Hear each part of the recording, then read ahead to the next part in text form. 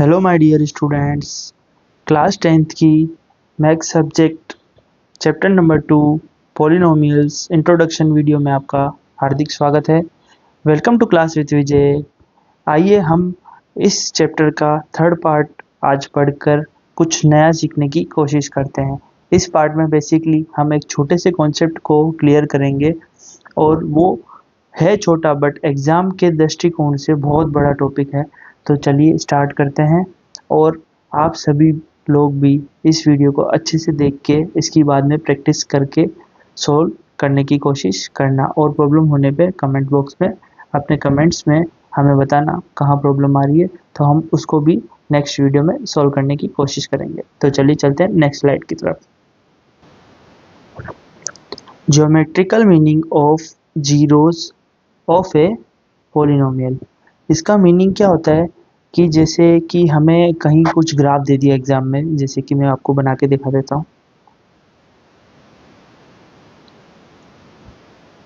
ये सीधी लाइन हो जा, ये ग्राफ दे दिया। यहाँ क्या होता है y, यहाँ क्या होता है y डैश, यहाँ क्या होता है x और यहाँ क्या होता है x डैश। आपने ग्राफ तो सभी ने देखा ही होगा, बचपन से पढ़ते आ रहे हैं हम ग्राफ के बारे में। जैसे कि मेरा एक पॉलिनोमियल है px। अब मुझे क्या करना है, इस ग्राफ को देख के इसके बताने कितने जीरोस होते हैं। नंबर ऑफ जीरोस कितने होते हैं ये बताना है इस ग्राफ को देख के। तो मैं कैसे सोल्व करूंगा इसको? तो बेसिकली क्या होता है बच्चों, जैसे हमें x के लिए बताना है, हमें y के बारे में नहीं पूछा है, हमारा क्या है px है। तो हम केवल x के ऊपर नोटिस करेंगे, यानी इस लाइन के ऊपर नोटिस करेंगे, इस पे नहीं करेंगे। तो चलिए देखता हूँ, मैं एक डायग्राम बना के दिखाता हूँ आपको। जैसे कि ये मेरा एक ग्राफ है, तो अब मैं इसको देख के कैसे बता पाऊंगा कि मेरे नंबर ऑफ जीरोस कितने होंगे।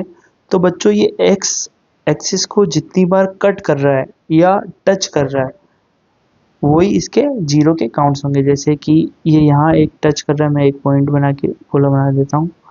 एक ये यहाँ टच नहीं, कट कर रहा है दोनों जगह, तो इसके जीरोस कितने होंगे 2। कितना इजी था। अब एक और एग्जांपल के थ्रू समझते हैं।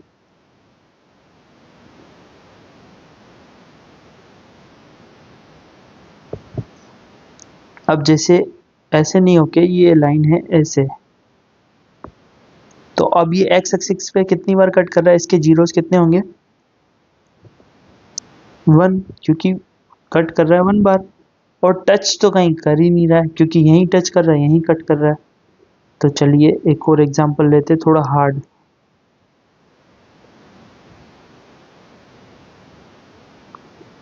जैसे कि ये,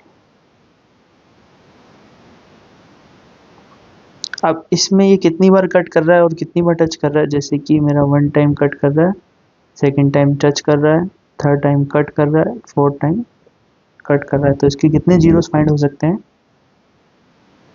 4। इसी तरीके से होगा।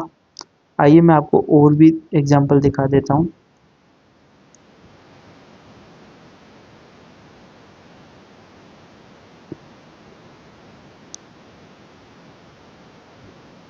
जैसे एक सर्कल ले लेते हैं। अब ये कितनी बार टच और कट कर रहा है, इसका आंसर आप कमेंट्स बॉक्स में लिखिए। जब तक आई होप आपने कमेंट्स में लिख दिया होगा, इसका आंसर होगा 2। अब मैं आपको 2 या 3 होमवर्क के लिए भी देता हूँ। मेरे को भी तो पता चलना चाहिए मेरी वीडियोस को देख के आपको समझ में आ रहा है या नहीं आ रहा है।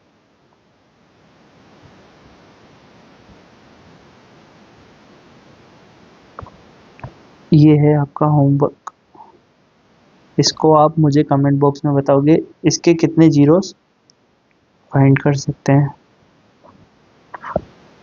एक और देता हूँ मैं आपको।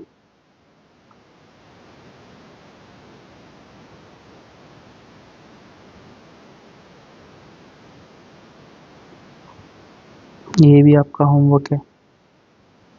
आप सभी एक बार ट्राई करना, ट्राई करोगे तो ही एग्ज़ाम में आपको कॉन्फिडेंस मिलेगा कि हाँ, मैंने सर की वीडियोज़ में राइट आंसर दिया था और अब मुझे पक्का कॉन्फिडेंट हो गया कि हाँ, मैं ये टॉपिक तो सॉल्व कर सकता हूँ। एक और सॉल्व करके देख लेते हैं हम।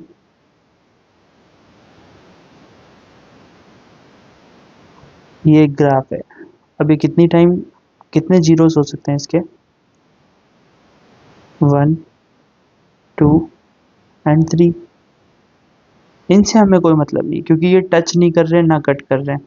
मेनली हम इसके थ्रू कैसे समझते हैं, जहाँ कट कर रहा है या टच कर रहा है एक्स एक्सिस पे। अगर यही वाई के लिए पूछता तो 1 होता, क्योंकि वाई पे सिर्फ वन टाइम ही टच कर रहा है और वन टाइम ही कट कर रहा है।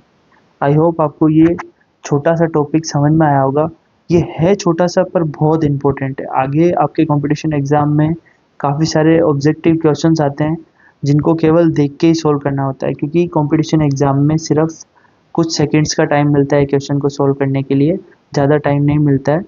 तो अगर आपको ये टॉपिक समझ में आया हो तो इस वीडियो को लाइक कीजिए, और अगर कोई भी डाउट रह गया हो तो कमेंट्स बॉक्स में आप मुझे बता सकते हैं कि सर मेरा ये डाउट रह गया। मैं कमेंट पढ़कर आपके आंसर्स या तो कमेंट्स में बता दूंगा या एक पर्टिकुलर वीडियो बना के बता दूंगा।